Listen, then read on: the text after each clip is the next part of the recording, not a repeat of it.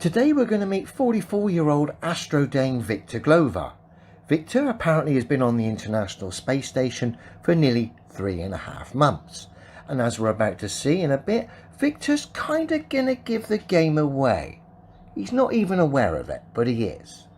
With a little bit of help at the end from one of Victor's pals as well. G'day everybody, Where's Wally here? Well, let's have another look at the offering by Level Earth Observer. Well, today he was looking at Victor Glover. Today we're going to meet 44-year-old Astrodame Victor Glover. Victor apparently has been on the International Space Station for nearly 3.5 months. And as we're about to see in a bit, Victor's kinda gonna give the game away. He's not even aware of it, but he is. With a little bit of help at the end from one of Victor's pals as well. Well, Victor, he's obviously well buff, and I think Adam is a tad green-eyed today. Not sure if it's Victor's guns or Camilla's smile that has Adam's desire. Anyway, I gotta say, Victor, you're looking in good shape there, fella, for a 44-year-old. Okay, so it isn't Camilla then. Got it. Like he is, all muscular and healthy. Oh, Adam, there's a few other things I'd like you to know about Victor Glover. Did you know that he's been selected for the Artemis program? So he seems to be shortlisted, one of about 18 astronauts to go to the moon. So perhaps, follow me here, Adam, he's trying really hard to be able to go to the moon. So he might be like working out really hard. Did you think of that? But I've actually got a photo that's going to bust you wide open here, mate. But I might save that right to the end. So stick around, folks. This is going to be fun. Again. Bearing in mind, when you're in your mid-40s, it's not easy to stay in shape and keep muscular and keep fit. It requires incredible discipline. You know, you're certainly a very fit guy, so are you dealing with any sort of muscular atrophy or anything being in zero gravity at this point? You know, maybe, but I can't blame it on microgravity. Maybe it's because my gym routine suffered a little bit prior to launch, just because we were so busy. Actually, now that I've been here on station for about 45 days, I've had the opportunity every day. They protect time for me to go to the gym and work out, lift and cardio, and so or strength training and cardio. So I have no complaints, and I really enjoy exercising in microgravity. It's great. Oh my goodness! So there's actually a gym on the International Space Station.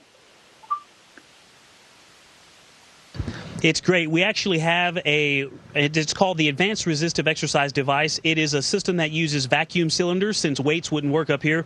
We have a cycle ergometer so that we can do spin type of training. And then we also have a treadmill, a very nice system. We wear a vest and it pulls us down to the treads and we can run. And the three of those together provide a great workout. Well, just maybe that Victor has a good workout ethic. After all, he's a bit of a gym junkie by the looks of him. And we all know that gym junkies love to work out. And I'm sure Victor has been giving the exercise machines a bit of a flogging. Let's have a look at Victor doing one set, shall we? Bear with me. Oh, that was a nice recovery at the end there too, Victor. That says a lot right there, doesn't it? Well, how well would you pull up after that workout, Adam? Oh, you need a little bit of Intl, do you?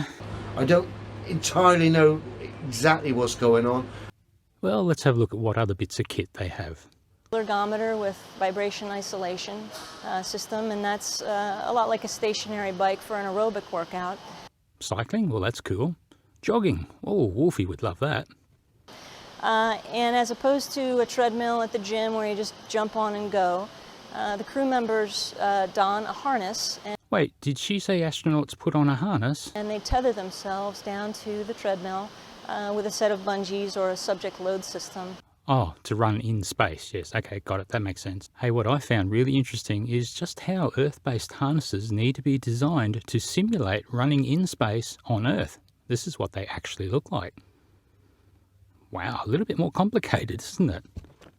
I don't entirely know exactly what's going on.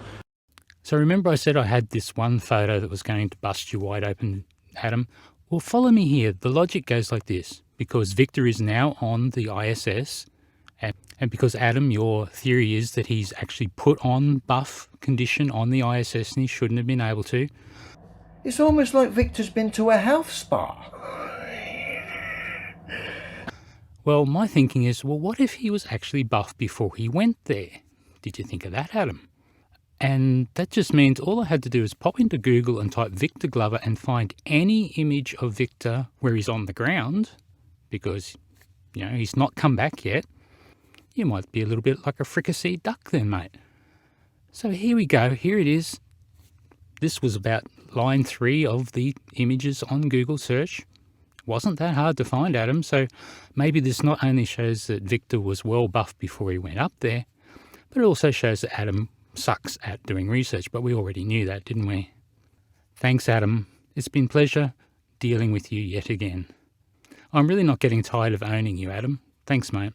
And just before we go, let's get your pal, the Japanese fella, to expose this nonsense even more. So we got Noguchi hanging on wires giving the game away.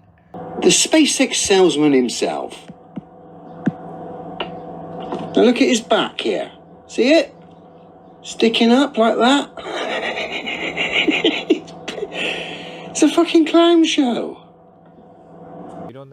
Well, it seems Soichi didn't take kindly to Adam's claims either, and he produced this slapfest for Adam. Adam, you might not understand Japanese, so here, let me translate this for you. Okay, a clown heavy plant operator thinks we hang around on wires because my shirt bunched up a little bit. No gravity will do that. So, to those silly flat earthers, I will deliver a slap. For us to be on Earth and look like we are in 0G, we would need wires attached to our arms and everywhere else. We can move so easily in 0G. See, just float backwards. See, no harness. If I were wearing a wire, could I do this?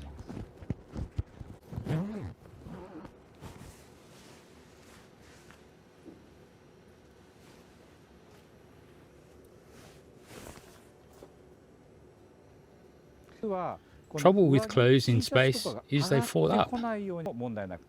Let me slip into something more comfortable. Be back in a jiff.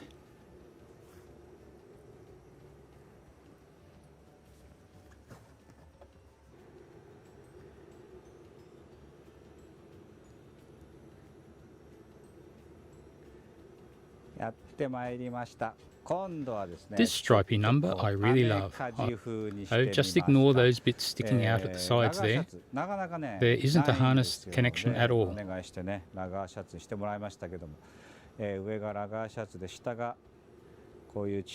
Here, let me straighten them out. Better, yes? I will Superman up again and change once more. Look, I have legs, like Siamandan doesn't. Whoa! Don't feel blue, Dan. But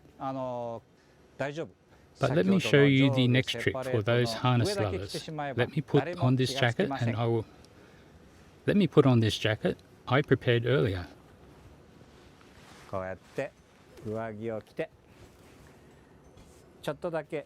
Jacket on, zipped up. This has a double slap for flatties. Flatties are a joke, hey. Enough flat smacking. Bye-bye all.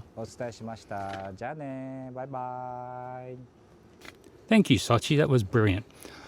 Adam, I just wanted to finish off with this one little final piece here. When you had that bit of criticism of Soichi when he got out of the crew capsule 1, there was one thing that you didn't really look at. How about Kate's hair? Now, can you imagine how Kate's hair must be harnessed to make it do that? Well, I'm interested to see how you can figure that one out, mate. Until then, bye-bye, and watch out for the socks.